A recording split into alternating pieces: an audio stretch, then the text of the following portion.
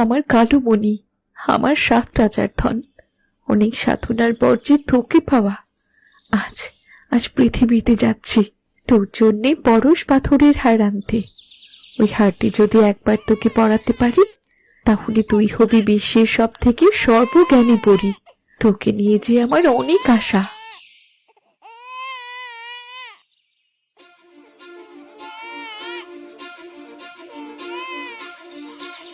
দাঁড়া সোনালি পরি, এত তাড়া কিসের তোর? এতদিন যে আমি তোর অপেক্ষাতেই ছিলাম। যাইনি বুড়ি, তুমি? এত ভীতু হবার কি আছে? এত বছর ধরে এই মেয়ের জন্য অপেক্ষা করলাম, আমাকে দেখে বুঝি খুশি হোসনি? আমার মেয়ের জন্য অপেক্ষা করছো মানে? আমার পথ থেকে সরে দাঁড়াও ডাইনি বুড়ি, তাহলে কিন্তু তোমার মোটেও ভালো হবে না। আমার ভালো লাগা নিয়ে তোকে এত ভাবতে হবে না। তুই কিভাবে এখন তোর মেয়েকে আমায় দিবি সেটা তুই ভাব সোনালি পরি। না, আমার জীবন থাকতে আমার কালো মানিককে দেব না আমি। এ আমার বংশের বাতি, কিছুতেই দেব না। দিতে তো তোকে হবে, একে না পেটে আমার কার্য সিদ্ধি লাভ করবো কি করে? কাঁদে না আমার মনি, কাঁদে না আমার কালো মনি। চল চল এখান থেকে। সোনালি পরি তার মেয়েকে নিয়ে ডানা ঝাপটে আকাশে উড়াল দিল পরি রাজ্যের উদ্দেশ্যে। তখনই ডাইনি বুড়ি মায়া বিষ তীর ছুড়ল সোনালি পরীর উদ্দেশ্যে। মায়া বিষ তীর পেছন থেকে সোনালি পরীর শরীরে বিঁধল। ওই ডাইনি বুড়ি আমার গায়ে তীর ছুড়ল। না না, আমাকে যে হারলে চলবে না, যে করেই হোক আমার মেয়েকে যে বাঁচাতেই হবে।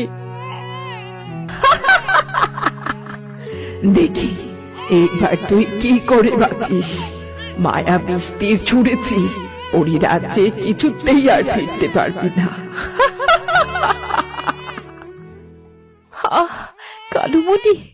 কালো মনি, আমি যে আর কিছুতেই উঠতে পারছি না তোকে নিয়ে।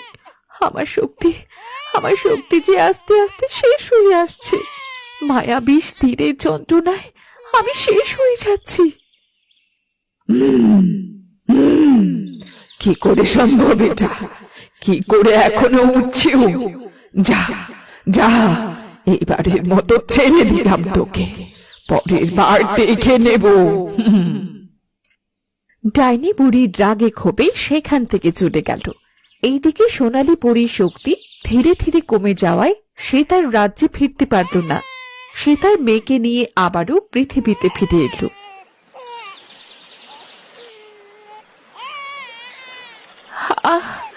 মারে, আমার শক্তি তো প্রায় শেষ। তোকে নিয়ে কিছুতেই যে পরী রাজ্যে ফেরা সম্ভব হলো না। এখন তোকে এখানে রেখে গেলাম। যদি বেঁচে থাকিস তবে আমাদের আবার দেখা হবে।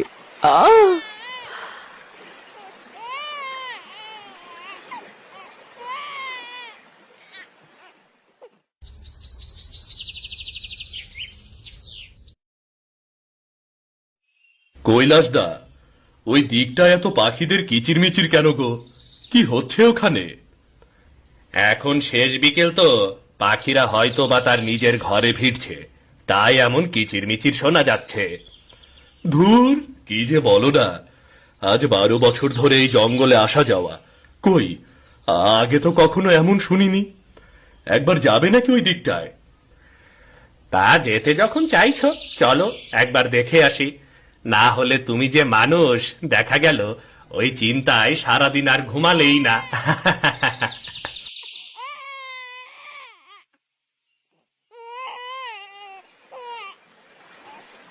তারা 2 কাঠুরে এসে দেখল একটা ছোট্ট বাচ্চা হাত পা নেড়ে খেলছে। বাবা রে বাবা, এ তো